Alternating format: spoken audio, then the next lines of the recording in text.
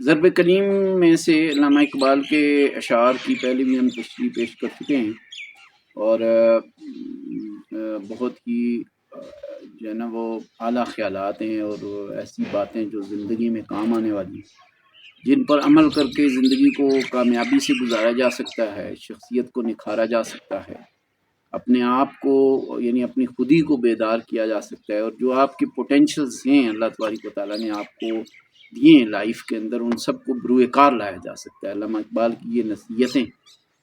بہت عمدہ ہیں، اور یہ بنیادی طور پر جیسے وہ خود بھی کہتے ہیں کہ میری شاعری جو ہے یہ قرآن و سنت کا نچوڑ ہے، اور میرے خیالات جو ہیں یہ ان کا منبع اور ان کا جو جہاں سے میں قوت حاصل کرتا ہوں وہ رسول اکرم صلی اللہ علیہ وآلہ وسلم کی مبارک سیرت ہے۔ تو وہ یعنی جب بھی کوئی شعر کہتے ہیں تو قرآن و سنت سے ایک پیغام پیش کر رہے ہوتے ہیں، اپنے الفاظ میں اس کو دہرا رہے ہوتے ہیں۔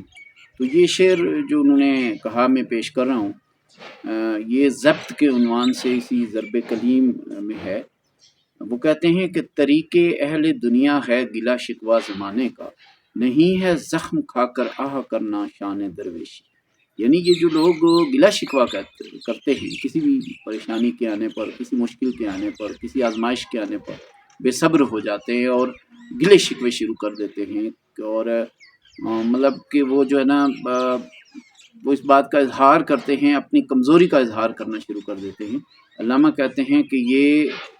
شان درویشی کے خلاف ہے، ایسا ہرگز نہیں کرنا چاہیے۔ زخم کھانے کے بعد اگر کوئی آؤ بقا کرتا ہے، کوئی آؤ فغاں کرتا ہے، کوئی گلے شکوے کرتا ہے، کوئی اس پر کمزوری دکھاتا ہے، تو یہ شان درویشی کے خلاف ہے۔ اور پھر آگے بڑی اہم بات انہوں نے کہی ہے، وہ فرماتے ہیں کہ یہ نکتہ پیر دانا نے مجھے خلوت میں سمجھایا۔ یعنی یہ بڑا اہم پوائنٹ ہے، اور یہ ایک عقل مند بزرگ نے، پیر کہتے ہیں بوڑھے کو، عمر والا بزرگ، اور دانا عقل مند کو کہتے ہیں، عقل مند بزرگ نے مجھے خلوت میں تنہائی میں سمجھایا۔ کیا نکتہ تھا وہ؟ کہ ہے ضبط فغاں شعری فغاں روبائی و میشی۔ یعنی ضبط فغاں یعنی یہ او فغاں کرنا، رونا دھونا، اس کو ضبط کر لینا، یہی اصل شعروں کا شیوا ہے۔ یہ شعری ہے، یہ بہادری ہے کہ بندہ صبر سے کام لے اور رونا دھونا نہ کرے، اور جو اس کو چوٹ لگی ہے اس کا اظہار نہ کرے۔ اگر وہ اس کا اظہار کرتا ہے تو اس کے بارے میں کہتے ہیں کہ فغاں یعنی او فغاں، رونا دھونا، روبائی و میشی۔ روبائی کا مطلب ہے کہ لومڑی کا سا رویہ ہے، یعنی یہ مکاری ہے، اور میشی کا مطلب ہے کہ یہ بھیڑ جیسا رویہ ہے، یعنی یہ بزدلی ہے۔ علامہ کہتے ہیں کہ اگر آپ او بقا نہیں کرتے مشکل کے آنے پر، آزمائش کے آنے پر، تو آپ شیر ہیں،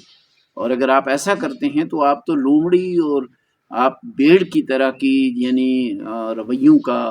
مظاہرہ کر رہے ہیں جو گھٹیا رویے ہیں، کمتر رویے۔ اور اگر آپ نے شعری دکھانا ہے، اپنی جرأت اور بہادری دکھانا ہے، تو وہ انسان کبھی بھی مشکل کے اوپر، چیلنجز کے اوپر شور و غوغا نہیں مچاتا، وہ صبر، ہمت اور استقلال سے آگے بڑھتا چلا جاتا ہے۔